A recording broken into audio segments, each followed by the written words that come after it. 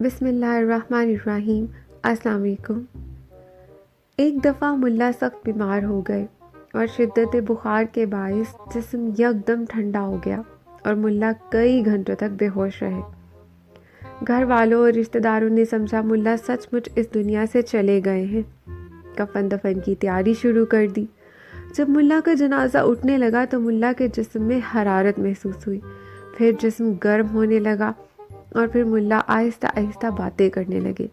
سارے گھر میں خوشی کی لہر دوڑ گئی۔ جب ملا کے زندہ ہونے کی تسلی اچھی طرح ہو گئی تو یار دوستوں نے ملا سے پوچھا، مرنے کے بعد دنیا کا حال سنائے۔ ملا نے کہا، آپ لوگوں کو غلط فہمی ہوئی ہے، میں مرا بالکل نہیں تھا۔ لوگوں نے پوچھا، اے ملا یہ بتائیے کہ آپ کو کس طرح علم ہوا کہ آپ زندہ ہیں اور مرے ہوئے نہیں تھے؟